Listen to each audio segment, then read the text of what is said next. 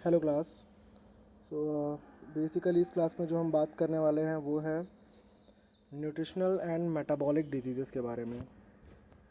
अब न्यूट्रिशनल और metabolic disease की बात करें तो ये ऐसी डिजीज़ हैं जो बॉडी में न्यूट्रिएंट्स की कमी या उनके बहुत एक्सेसिव हो जाने या फिर उनकी इम्बैलेंस और मेटाबॉलिज्म में गड़बड़ी की वजह से होते हैं। तो इन डिजीज़ में क्या होता है, बॉडी फूड से मिलने वाले कार्बोहाइड्रेट, फैट्स, प्रोटीन्स, विटामिन्स और बहुत सारे मिनरल्स का सही से यूज़ नहीं कर पाता और इस वजह से क्या होता है, उनका बैलेंस बिगड़ जाता है। तो दूसरे शब्दों में जब भी बॉडी क्या करता है, फूड को एनर्जी में या उसकी ग्रोथ के लिए या टिश्यू रिपेयर और अदर कामों के लिए ठीक से यूज़ नहीं कर पाता, तो उसी को हम न्यूट्रिशनल एंड मेटाबॉलिक डिसऑर्डर्स कहते हैं या वहीं से चीज़ें उत्पन्न होती हैं। So nutritional and metabolic diseases are disorders caused due to deficiency, excess, imbalance of nutrients or abnormalities in metabolism resulting in impaired body's functions and increased risk of illness. So पोषण और जो मेटाबॉलिज्म मीन्स उपापचयी डिजीज़ेस वे रोग हैं जो पोषक तत्वों की कमी से या फिर उनके ज़्यादा होने से या उनके इम्बैलेंस या फिर बॉडी की जो मेटाबॉलिक प्रोसेसेस हैं इनमें जब कोई गड़बड़ी होती है या चेंजेस आते हैं तो उस वजह से क्रिएट होते हैं। So first of all metabolism क्या है, अगर हम इसकी बात करें तो मेटाबॉलिज्म हमारी बॉडी में होने वाली वो सारी केमिकल रिएक्शंस होती हैं या उनका केमिकल रिएक्शंस का ग्रुप है जिनके थ्रू हमारे फूड को एनर्जी में और नए टिश्यूज़ को और जो भी इम्पोर्टेंट मिनरल्स हैं या जैविक पदार्थ हैं उसमें उसको कन्वर्ट किया जाता है। तो बेसिकली हमारी बॉडी में जो मेटाबॉलिज्म है ये दो पार्ट्स में डिवाइडेड होता है। सबसे पहला जिसको आपने एनाबॉलिज्म और दूसरा कैटाबॉलिज्म आपने पहले भी पढ़ा होगा। एनाबॉलिज्म का मतलब है जो छोटे छोटे स्मॉल पार्टिकल्स होते हैं, उससे क्या करते हैं हम, बड़े मॉलिक्यूल्स का निर्माण करना। ठीक है, तो इसके अलावा इसमें टिश्यू की ग्रोथ या फिर प्रोटीन सिंथेसिस या फिर एनर्जी का यूज़, जो भी ये सारी चीज़ें हैं इसमें ऐसा होता है। और कैटाबॉलिज्म मीन्स अपचय, जो बड़े बड़े मॉलिक्यूल्स होते हैं उनका ब्रेक डाउन करना, उनको छोटे मॉलिक्यूल्स में तोड़ना, एनर्जी को बनाना और एटीपी के प्रोडक्शन में, इन सारी चीज़ों में। ठीक है, सो न्यूट्रिशनल डिजीज़ के एग्जांपल के तौर पे protein energy malnutrition, marasmus, kwashiorkor, iron deficiency anaemia, vitamin A deficiency, vitamin D deficiency. Vitamin D में आपने रिकेट्स या ऑस्टियोमेलासिया के बारे में सुना होगा। विटामिन सी डिफिशिएंसी, इसमें स्कर्वी रोग हो जाता है। Iodine deficiency disorders, obesity and metabolic disease में अभी जो नेक्स्ट हम इसमें पढ़ेंगे उसमें आएगा हमारा डायबिटीज़ मेलाइटस। ठीक है, diabetes mellitus, obesity, hyperlipidaemia, gout, metabolic syndrome, osteoporosis, thyroid disorders and phenylketonuria, Wilson disease, ये सारी चीज़ें।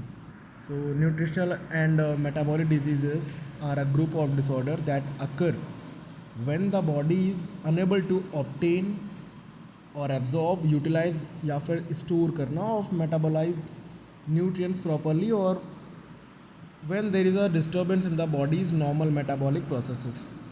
तो ये जो भी डिजीज़ हैं हम रिजल्ट करते हैं उनकी कमी या उनके ज़्यादा होने या उनके इम्बैलेंस या बहुत एक्सेसिव इम्बैलेंस एसेंशियल प्रोटीन्स की वजह से, जैसे कि चाहे वो प्रोटीन्स हो, कार्बोहाइड्रेट्स हो, फैट्स, विटामिन, मिनरल्स और वाटर, या फिर इनके वजह से या इनके अंदर होने वाली एबनॉर्मल बायोकेमिकल जो रिएक्शंस जो इन्वॉल्व होती है एनर्जी प्रोडक्शन, ग्रोथ और जो भी मेंटेनेंस होता है हमारी बॉडी टिश्यूज़ के लिए उसमें। ठीक है, तो न्यूट्रिशन और मेटाबॉलिज्म, इन दोनों की डेफिनेशन आप समझ चुके हैं कि न्यूट्रिशन प्रोवाइड करता है हमारी बॉडी को provides the body with the substances required for growth, repair, immunity, reproduction and normal physiological functioning.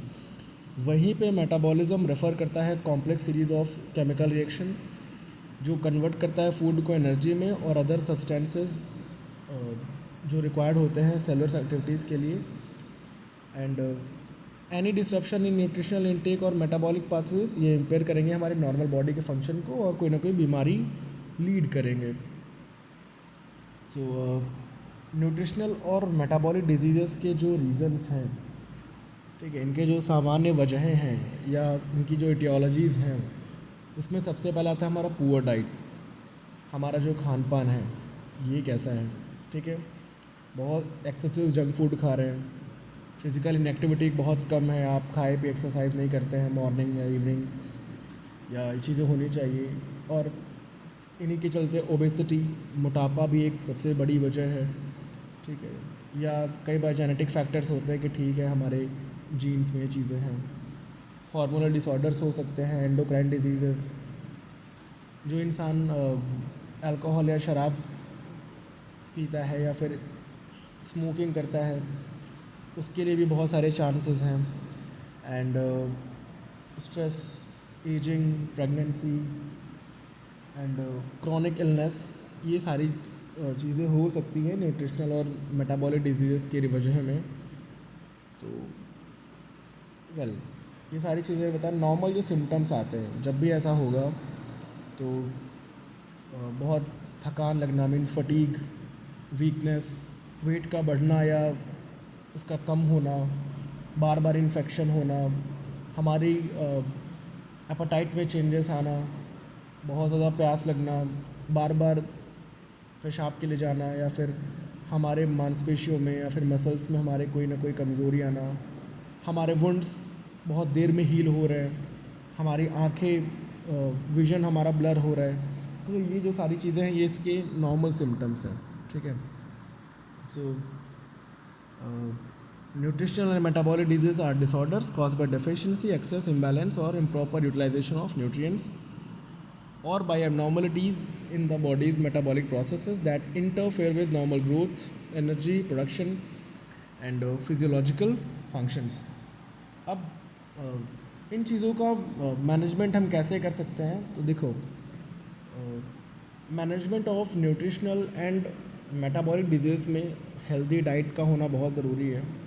आप अपने खाने में क्या खा रहे हैं, आप उसमें ग्रीन वेजीज़ को ऐड कर सकते हैं, आप सैचुरेटेड फूड कम कर दीजिए, सॉल्ट वगैरह कम कर दीजिए या स्वीट्स को कम कर दीजिए स्पेशली, ठीक है. ऐसी चीज़ें जो आपको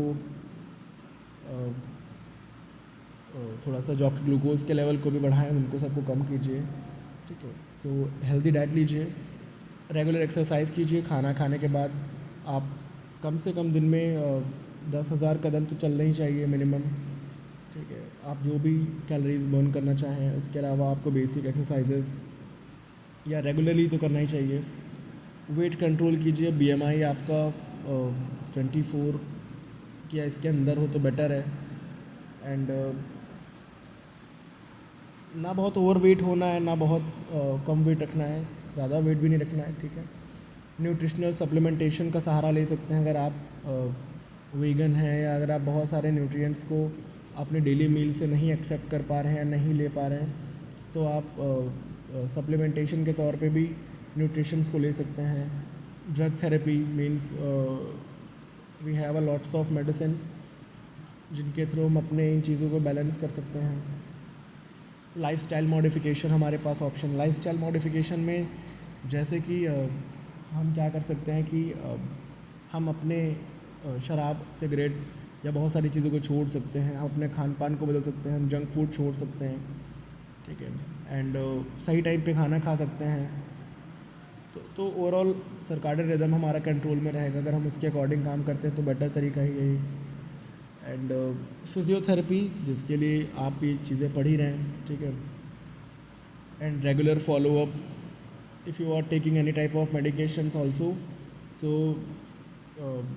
after the finish of treatment or let the complete the follow up procedure. Follow up procedure का मतलब ये होता है कि जब भी आपकी ट्रीटमेंट में सुधार आता है या फिर आप ठीक होने लग जाते हैं, तो आपको वापस से जाना चाहिए डॉक्टर के पास में फॉलो अप के लिए, खुद को वापस से दिखाने की उसमें जो भी चेंजेस करने हैं, means as they are trying to changes in your doses, as they are trying to changes that in your schedule, या फिर आपको आपके डाइट में बदलाव कर सकते हैं, तो वो फॉलो अप ज़रूरी है ताकि आप उन चीज़ों की मरम्मत और अच्छे से कर पाएँ। एंड पेशेंट एजुकेशन मीन्स आपको आपके पेशेंट्स को बहुत क्लियरली बताना है कि उन्हें कैसे डाइट रखनी है, कैसे लाइफस्टाइल ग्रो करनी है, किन चीज़ों को छोड़ना है, क्या चीज़ें खानी है, क्या नहीं खानी है, कौन सी एक्सरसाइज किसके लिए कब कहाँ बेटर होगी, किस वे में करनी है। ये these all are things are important to treat metabolic and nutritional deficiencies also like disorders, जो भी डिजीज़ेस हैं इसमें, ठीक है। तो फर्स्टली हम बात करेंगे सबसे पहले इसमें अब डायबिटीज़ मेलाइटस के बारे में। So diabetes mellitus is a chronic metabolic disorder characterized by persistent hyperglycemia, high blood glucose level, resultant from defects in insulin secretion, insulin action और both, ठीक है। डायबिटीज़ मेलाइटस एक ऐसी क्रॉनिक वर्ड जहाँ भी आए मतलब हम लॉन्ग टर्म की बात कर रहे हैं, दीर्घकालिक की बात कर रहे हैं। तो ये एक मेटाबॉलिक डिजीज़ है जिसमें बॉडी सफिशेंट इंसुलिन नहीं बना पाती है, ठीक है, या बनी हुई इंसुलिन क्या होती है कि इफ़ेक्टिव तरीके से काम नहीं कर सकती, जिसकी वजह से हमारा ब्लड में ग्लूकोज का जो लेवल है वो बढ़ने लग जाता है, ठीक है। अब इंसुलिन एक हार्मोन है जो हमारी बीटा सेल्स, हमारे पैंक्रियाज की बीटा सेल्स के थ्रू सिक्रीट होता है, ठीक है। And its primary function is to regulate the metabolism of carbohydrates, fats and proteins by facilitating the entry of glucose into blood cells, ठीक है। तो डायबिटीज़ मेलाइटस बेसिकली सबसे नॉर्मल मेटाबॉलिक डिजीज़ेस है या डिज़ीज़ है जो आजकल हर एक घर में किसी न किसी इंसान को में देखी जा सकती है, ठीक है। तो इसमें क्या होता है, इसमें बॉडी की जो सेल्स हैं वो ब्लड में प्रेजेंट ग्लूकोज का यूज़ एनर्जी प्रोडक्शन के लिए नहीं कर पाती हैं, रिजल्टेंट ब्लड में ग्लूकोज का लेवल बढ़ता जाता है, इसीलिए ब्लड ग्लूकोज लेवल हम कहते हैं कि ज़्यादा है। एंड अगर लॉन्ग टाइम तक हम डायबिटीज़ को कंट्रोल ना रखें, ठीक है, तो हमारी आइज़ में, हमारे किडनीज़, हमारी नर्व्स एंड हमारा हार्ट और हमारी ब्लड वेजल्स, ठीक है, इन सभी को एक थोड़ा सा सीवियर रूप से ये अफेक्ट कर सकती है। तो फिजियोथेरेपी में डायबिटीज़ का स्पेशल एक महत्व है क्योंकि ये muscle strength, balance, mobility, exercise tolerance और वुंड हीलिंग को इन्फ्लुएंस करती है, ठीक है। तो नॉर्मल ब्लड ग्लूकोज रेगुलेशन क्या है, देखिए, ठीक है। नॉर्मल ब्लड ग्लूकोज रेगुलेशन हमारा खाने के बाद ब्लड ग्लूकोज का लेवल बढ़ता है, ठीक है। मींस क्या हो रहा है, हमारे खाने के अंदर जो भी मौजूद कार्बोहाइड्रेट्स हैं ये शुगर में या ग्लूकोज में कन्वर्ट करके हमारे ब्लड में पहुंचते हैं। अब जैसे ही ब्लड ग्लूकोज लेवल बढ़ेगा, क्या होगा यहाँ पे कि पैंक्रियाज जो हमारा है, ठीक है, वो क्या करेगा, बीटा सेल्स को एक्टिव करेगा और वहाँ से इंसुलिन का सिक्रीशन, इंसुलिन हार्मोन जो है वो सिक्रीट होना शुरू हो जाएगा। अब इससे क्या होगा, ग्लूकोज सेल्स में एंटर करता है, ठीक है, एनर्जी बनना शुरू होता है एंड ब्लड शुगर जो है ये नॉर्मल हो जाता है। अगर इंसुलिन ना बने या ठीक से काम ना करे, ठीक है, तो क्या होता है, ग्लूकोज हमारे ब्लड में डिपॉजिट हो जाएगा। अब ग्लूकोज के हमारे ब्लड में डिपॉजिट हो जाने की वजह से क्या होता है, हाइपरग्लाइसीमिया या फिर diabetes mellitus at the end हमें देखने को मिलता है या फिर ये चीज़ें शुरू हो जाती हैं।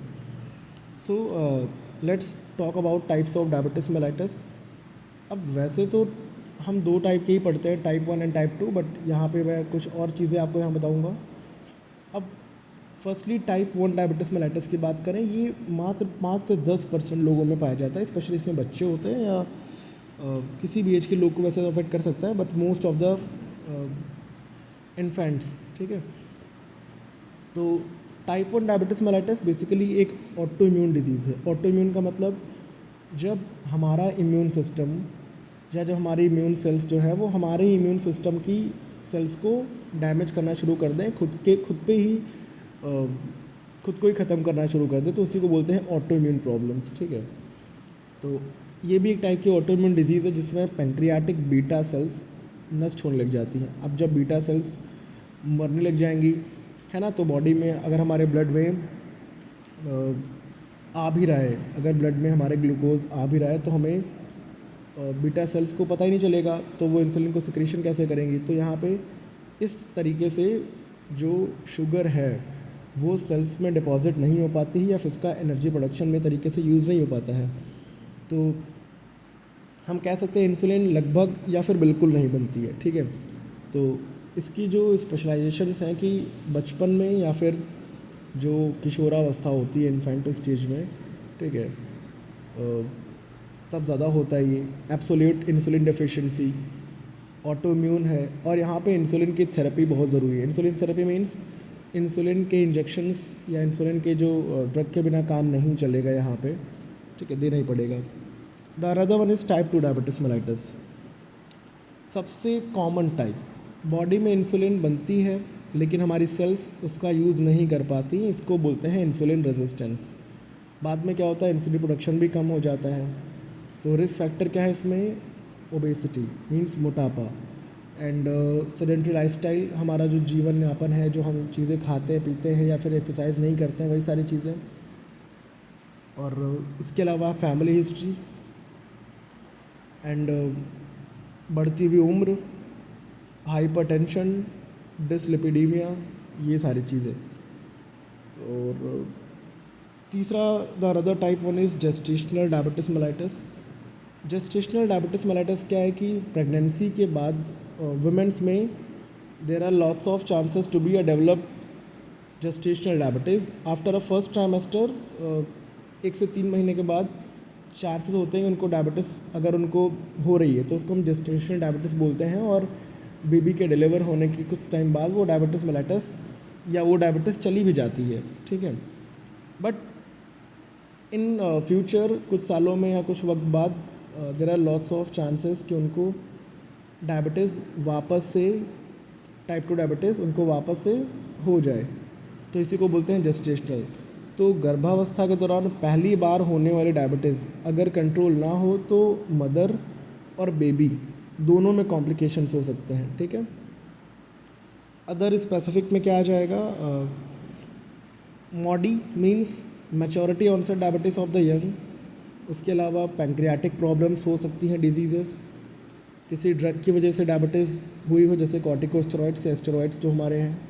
Endocrine disorders, Cushing syndrome, acromegaly, and इसके अलावा कुछ जेनेटिक डिफेक्ट्स हो सकते हैं, ठीक है। तो ये चीज़ें जो हैं, these are the other types of diabetes. But जब भी आप पढ़ें 3 टाइप का डायबिटीज़ आपको देखने को मिलेगा। टाइप 1 डायबिटीज़ मेलाइटस जिसको बोलते हैं insulin dependent diabetes mellitus, type 2 diabetes mellitus जिसको बोलते हैं non insulin dependent diabetes mellitus. Third type आपको जो बताया गया है अभी मैंने बताया, जेस्टेशनल डायबिटीज़। एक और टाइप हो सकता है जिसको बोलते हैं डायबिटीज़ इंसिपिडस, जिसमें थोड़ा सा EDH हार्मोन की गलतियों की वजह से वो होता है, बट ठीक है, उसको यहाँ नहीं समझेंगे हम।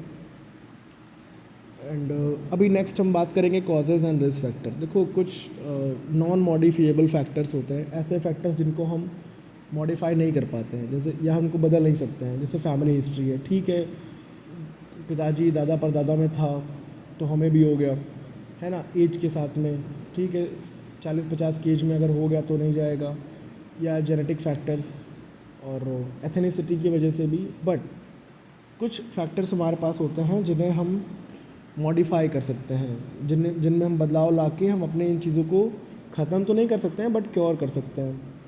जैसे कि ओबेसिटी, मोटापा कम कर सकते हैं हम। अगर फिज़िकल इनएक्टिविटी की बात करें, अगर हम एक्सरसाइज नहीं करते हैं तो हम एक्सरसाइज शुरू कर दें। और हाई कैलोरी डाइट ले सकते हैं, या हाई कैलोरी डाइट को हम कम कर सकते हैं बेसिकली, ठीक है। स्मोकिंग को छोड़ सकते हैं, अल्कोहल छोड़ सकते हैं, स्ट्रेस कम कर सकते हैं। स्ट्रेस के लिए हमारे पास स्ट्रेस को कम करने के लिए हम मेडिटेशन कर सकते हैं, हम खुद को बिज़ी रख सकते हैं, बहुत सारी चीज़ें हैं। हाइपरटेंशन, ठीक है, डिसलिपिडीमिया एंड जो पुअर स्लीप है हमारी, मीन्स अगर हम सोते नहीं हैं तो हम अपने बहुत सारी चीज़ों को फिक्स करके अपनी स्लीप टाइमिंग बढ़ा सकते हैं। तो these are the causes and risk factors. अभी हम क्लिनिकल फीचर्स की बात करेंगे इसके। तो कुछ इसमें क्लासिक सिम्टम्स आते हैं। क्लासिक सिम्टम्स जैसे आप देख रहे हो, पॉलीयूरिया, बार बार यूरिनेशन के लिए जाना पड़ेगा। पॉलीडिप्सिया, है ना, बहुत ज़्यादा प्यास लग रही है। पॉलीफेजिया, बहुत भूख लग रही है।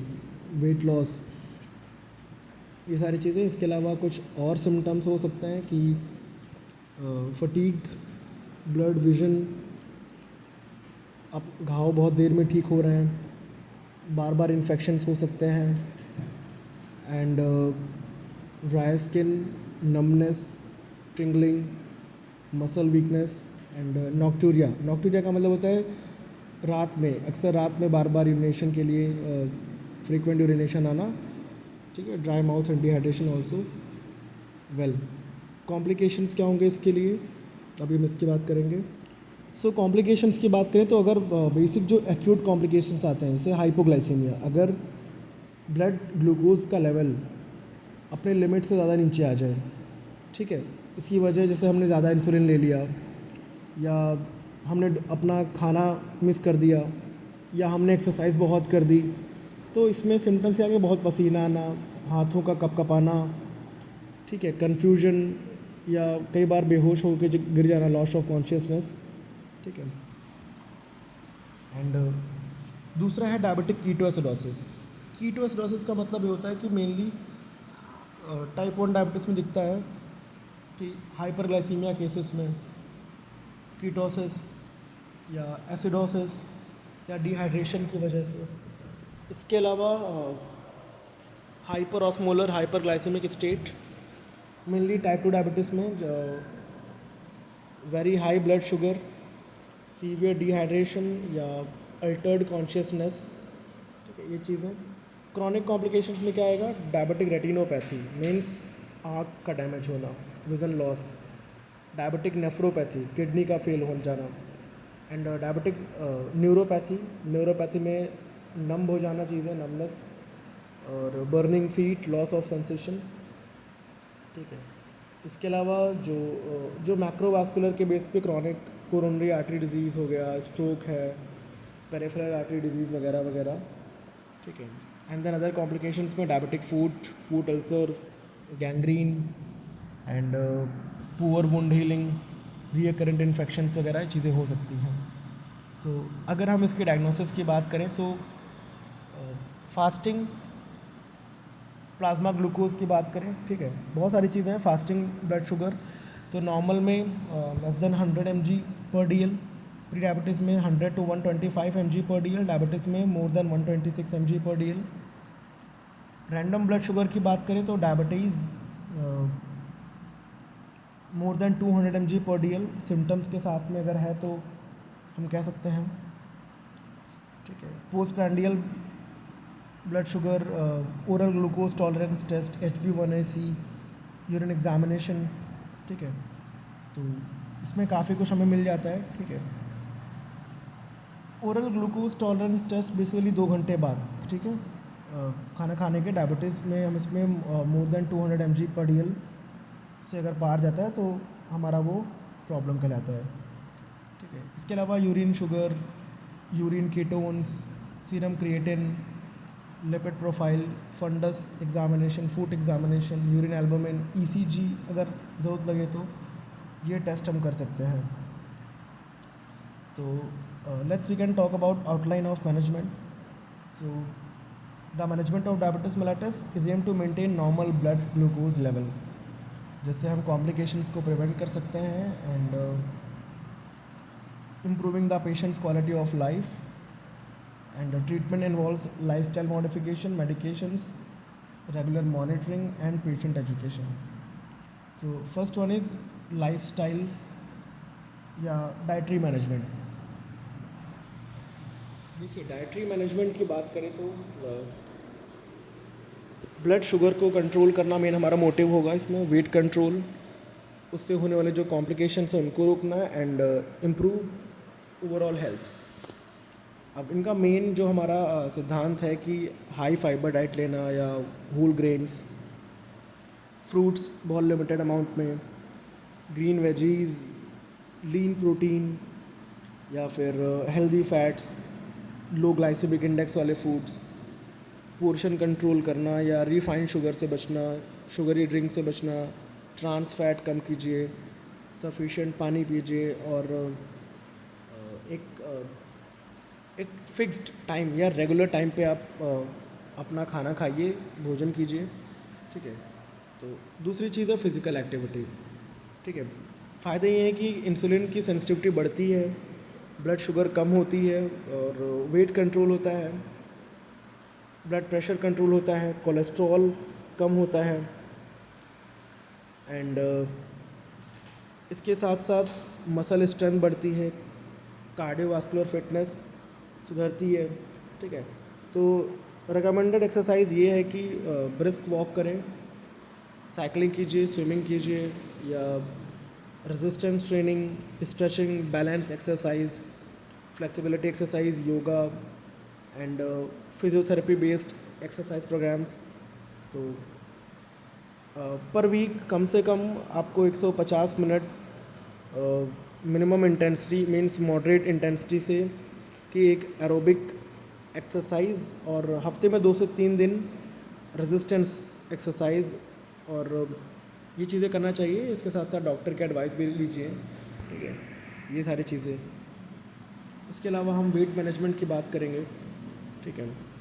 बीएमआई नॉर्मल रखिए, वेस्ट सरकमफेरेंस कम करना और healthy diet, regular exercise, weight reduction goal specially overweight obesity में, ठीक है। एंड हेल्दी लाइफस्टाइल की बात करें तो स्मोकिंग बंद कीजिए, अल्कोहल लिमिटेड या फिर ख़त्म कीजिए, लेना छोड़ दीजिए, नींद कम से कम 7 से 9 घंटे, stress management, modification, yoga, hydration and regular health checkup वगैरह, ठीक है। तो ये हेल्दी लाइफ हैबिट्स हो गई। इसके अलावा अगर हम फार्माकोलॉजिकल मैनेजमेंट की बात करें, ओरल एंटी डायबिटिक ड्रग्स जैसे कि बाइगोनाइट्स हो गई, सल्फोन्यूरियाज हो गई, DPP-4 inhibitors, SGLT2 inhibitors, GLP-1 receptor agonist and thiazolidinediones, alpha glucosidase inhibitors. इन मेडिसिन का सिलेक्शन पेशेंट की एज, HbA1c, उसका वेट, किडनी और हार्ट की कंडीशन और बहुत सारे कमोबिलिटीज़ पर डिपेंड किया जाता है, ठीक है। Another one is insulin therapy, ये टाइप 1 डायबिटीज़ मेलाइटस वालों के लिए, ठीक है। तो जिनका टाइप 2 कंट्रोल ना हो या अनकंट्रोल्ड हो प्रेगनेंसी में या डायबिटिक कीटोसिडोसिस में, ठीक है, जो हॉस्पिटलाइज्ड पेशेंट्स होते हैं उनको हम इंसुलिन थेरेपी देते हैं। टाइप्स ऑफ इंसुलिन में rapid acting, short acting, intermediate acting, long acting and pre mixed insulin preparations होती हैं। Another one is blood glucose monitoring, regular blood glucose checkup करिए, ठीक है। हाइपोग्लाइसीमिया को समझिए, मेडिसिन कॉम्बिनेशन को समझिए, कॉम्प्लिकेशन से बचिए। तो मॉनिटर के मेथड क्या है, self monitoring of blood glucose glucometer से, कंटिन्यूस ग्लूकोज मॉनिटरिंग, ठीक है, कुछ रिलेटेड पेशेंट्स में एंड HbA1c लगभग हर 3 महीने में हमें ज़रूरत के अकॉर्डिंग करना चाहिए, ठीक है। पीरियोडिक ब्लड ग्लूकोज मेजरमेंट भी। प्रिवेंशन एंड मैनेजमेंट की बात क्या करें, और फुट केयर, रेगुलर अपने पैरों की जांच कीजिए, नंगे पैर ना चलिए, कंफर्टेबल फुटवेयर पहनिए, फूड हाइजीन, अपने नेल केयर रखिए, किसी भी घाव का as soon as possible treatment करने की कोशिश कीजिए। आई केयर की बात करें इसमें, ठीक है, एनुअली एक बार साल में आंखों का एग्जामिनेशन कराइए, रेटिनोपैथिक स्क्रीनिंग। किडनी केयर में blood pressure control, urine albumin test, kidney function test, ठीक है। Patient education at the last कि डायबिटीज़ कैसे कंट्रोल करनी है, पेशेंट को बताइए कि डायबिटीज़ जीवन भर कंट्रोल करने वाला एक डिजीज़ है। रेगुलर टाइम पे मेडिसिन लीजिए, खाना ना छोड़िए, ब्लड शुगर की जांच करते रहिए, हाइपोग्लाइसीमिया के सिम्टम्स को समझिए, पैरों की देखभाल कीजिए, रेगुलर एक्सरसाइज कीजिए, इन्फेक्शन होने पर तुरंत डॉक्टर की एडवाइस लीजिए एंड फॉलो अपना छोड़िए, ठीक है। Eight the last one is prevention, ठीक है। प्रिवेंशन का मीन्स क्या है कि डायबिटीज़ की जो रोकथाम है, एक स्पेशली टाइप 2 डायबिटीज़ में पॉसिबल है कि आप एक बैलेंस्ड और हेल्दी डाइट लीजिए, रेगुलर एक्सरसाइज करें, हेल्दी वेट को बढ़ने ना दें, उसको कांस्टेंट रखें, स्मोकिंग और एक्सेस ड्रिंकिंग से बचिए, स्ट्रेस को कंट्रोल कीजिए, सफिशिएंट नींद लीजिए और ज़्यादा रिस्क वाले पेशेंट जैसे ओबेसिटी वाले हैं, फैमिली में कोई डायबिटीज़ का हिस्ट्री है, इनकी टाइम टाइम पर ब्लड शुगर स्क्रीनिंग कराइए और प्री डायबिटीज़ की पहचान होने पर लाइफस्टाइल मॉडिफिकेशन को कैरी कीजिए। सो ओवरऑल आपका जो पहला हमने इसमें देखा न्यूट्रिशनल एंड मेटाबॉलिक डिजीज़ में, अभी जो नेक्स्ट हमारा इसमें हम देखेंगे, हमने ओबेसिटी तो देख लिया, जो डायबिटीज मेलाइटस से देख लिया। अभी नेक्स्ट हमारा आएगा विटामिन डिफिशिएंसी डिजीज़ में विटामिन ABCD के फैट सॉल्युबल विटामिन और वाटर सॉल्युबल विटामिन दोनों के बारे में। तो मिलेंगे आपसे नेक्स्ट क्लास में, तब तक के लिए थैंक यू एंड वेलकम।